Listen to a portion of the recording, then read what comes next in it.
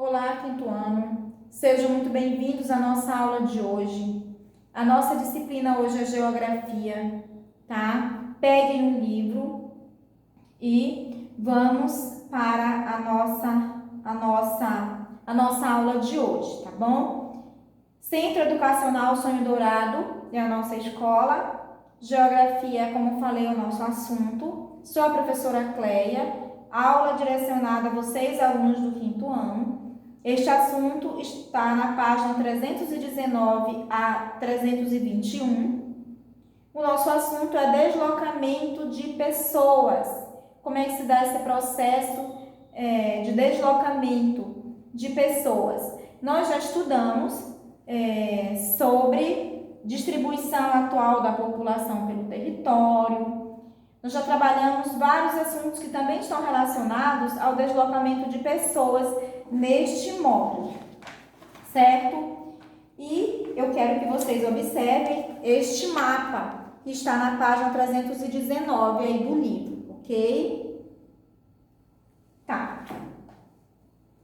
Com o processo de globalização atualmente existente, as pessoas deslocam-se cada vez mais para os mais diferentes lugares do mundo. É verdade. Hoje, com esse processo aí de globalização, sempre houve, não é, essa questão do deslocamento de pessoas e hoje não é diferente. Conheça os principais tipos de migrações existentes e os seus respectivos conceitos. Então, nós vamos estudar os conceitos os principais tipos de migrações e também os seus respectivos conceitos. Quero que prestem muita atenção, ok? Dessa maneira, é possível perceber que esses deslocamentos acompanham determinadas características, tá? Uma vez que elas ocorrem por razões previamente estabelecidas. Assim, podemos classificar essas migrações, ou seja, os deslocamentos realizados pelas pessoas em diversos tipos diferentes. Quando as pessoas estão saindo de um determinado local, elas estão emigrando.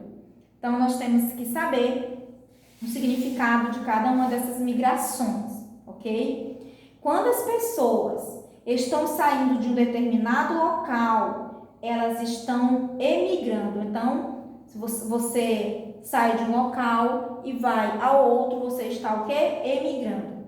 E quando elas estão chegando, ou seja, quando essas pessoas estão chegando, elas estão imigrando. Então, emigração é quando você se desloca de um lugar ao outro e emigração com E no início da palavra.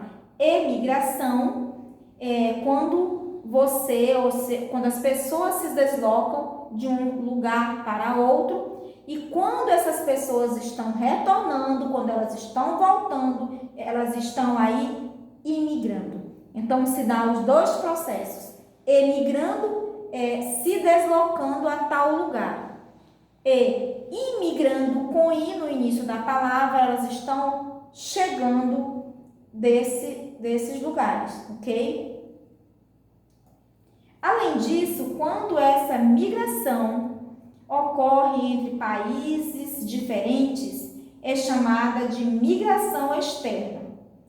Quando ela ocorre em um mesmo país, é chamada de migração interna.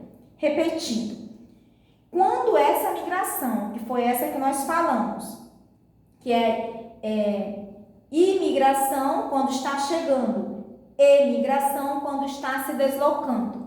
Esse processo de migração quando ocorre entre países diferentes, é chamado de migração externa, porque eu estou saindo do meu país e estou indo a outro país. Então, nós chamamos de migração externa.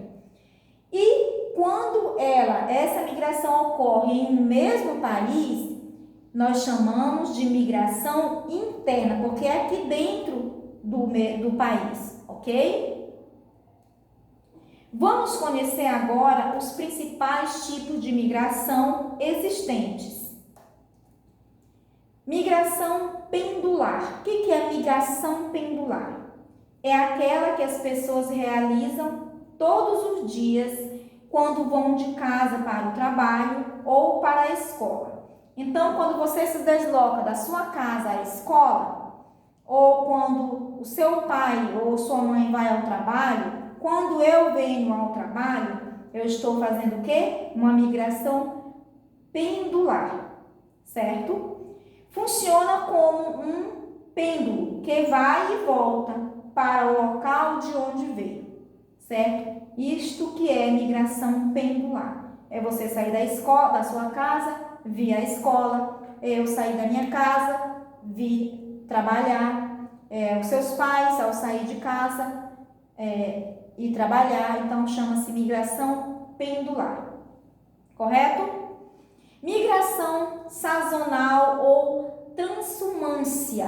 O que é isso, professor? O que seria migração sazonal ou transumância? Estudem. É quando a migração dura, tá? É quando a migração dura um determinado período do ano ou alguns meses, por exemplo. É uma migração temporária, tá? Então, a migração sazonal está relacionada à migração temporária. Vamos definir assim. Por exemplo, uma pessoa que se muda para outra região do país para estudar e retorna 6 meses depois. Ela está realizando aí uma migração sazonal, correto? E o que é migração permanente?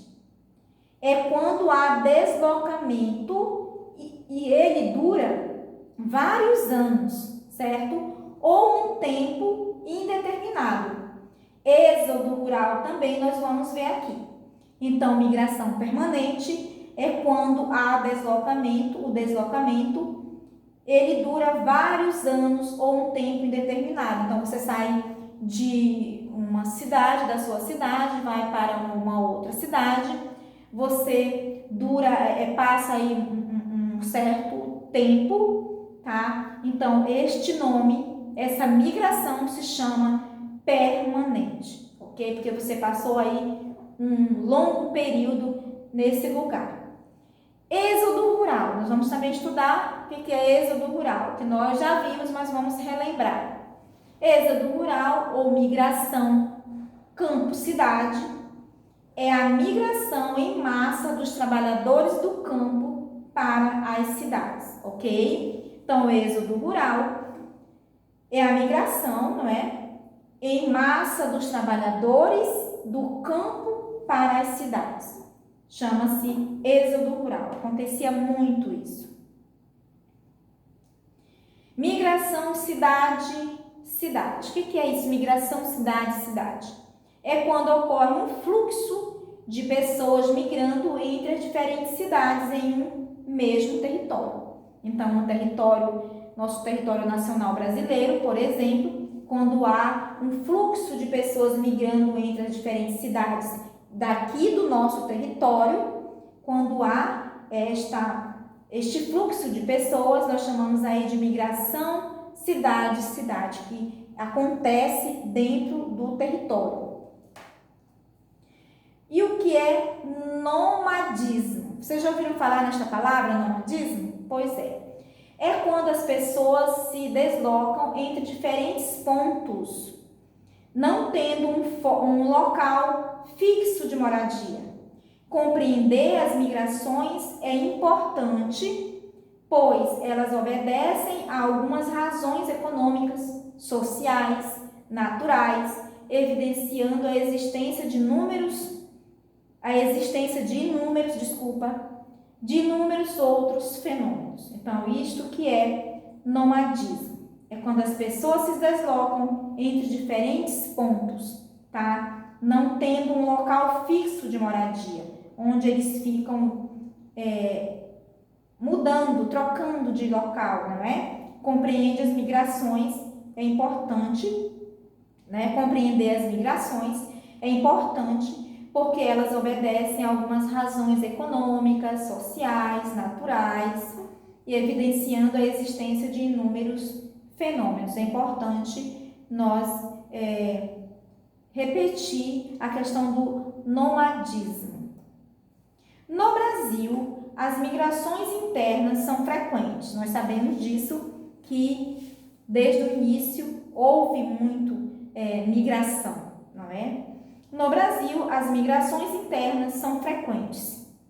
Podem de uma cidade para outra, pode ser de uma cidade para outra, do campo para a cidade, da cidade para o campo e de uma área rural para outra. Então, no Brasil se dá muito essa questão de migração, não é? De cidade para cidade, do campo para a cidade, da cidade para o campo, de uma cidade para outra cidade. A população brasileira também se desloca de um estado para outro, tá? Migração interestadual, isso acontece muito no nosso Brasil, migração interestadual. E de uma região para outra, não é? A migração aí interregional, tá? Nós vamos agora relembrar rapidinho o que nós estudamos, tá? Neste capítulo, estudamos a ocupação do território brasileiro ao longo dos últimos 5 séculos. Vamos relembrar? Até o século XVI, a ocupação do território, ou seja, a ocupação do litoral pelos colonizadores, ocorreu em virtude da exploração de pau-brasil e do cultivo da cana-de-açúcar. O desenvolvimento da pecuária e da migração incentivou a exploração de novas áreas no interior do país a partir do século XVIII, certo? No século XIX, o cultivo de café e algodão também passou a influenciar a ocupação do interior do Brasil. Na metade do século XIX, o governo federal passou a promover projetos de povoamento do interior do território, incentivando a mineração, construindo Brasília e expandindo a rede rodoviária para ampliar a integração das regiões do país. São assuntos que nós já vimos. No Brasil, uma numerosa população que está distribuída de forma desigual no território. No Brasil, as migrações internas são frequentes e ocorrem entre todas as regiões, certo? Então, vamos aqui, nós acabamos de relembrar tudo que nós estudamos até este assunto, até o deslocamento de pessoas, e nós vamos... Não podemos, na verdade, esquecer de fazer as atividades de fixação que a escola está enviando. A escola está enviando para vocês. Os exercícios do livro, vocês também não podem deixar de fazer, por favor. Outra coisa que eu vou pedir, não é aula de matemática, viu, 5º ano, mas eu vou pedir aqui, por favor, estudem tabuada, tá? Não deixem atrasar os assuntos. Já deu para perceber que tem alguns assuntos que estão atrasados. Então, fazem as atividades. Tire um momento para você estudar em casa, para você realizar suas atividades. Agora, você não está vindo à escola, você não está estudando na escola. Você não está saindo de casa para vir até a escola. Mas você está estudando em casa. Você está tendo acompanhamento em casa, tá? Através da escola, ok? E dos pais de vocês que estão auxiliando, tá bom? Então, vamos, a partir de agora, estipular um horário para vocês estudarem. Eu sempre falei, fazem o horário de vocês, Quem estuda à tarde, faz as atividades pela manhã. Das 8 às 9 ou das 8 às 11, dá para realizar todas as atividades. Quem estuda de manhã, faz as atividades à tarde, tá? Para não atrasar, senão quando voltarmos, nós iremos ter bastante atividades para serem realizadas, ok? Então, fiquem com Deus, um abraço a todos e até a próxima aula.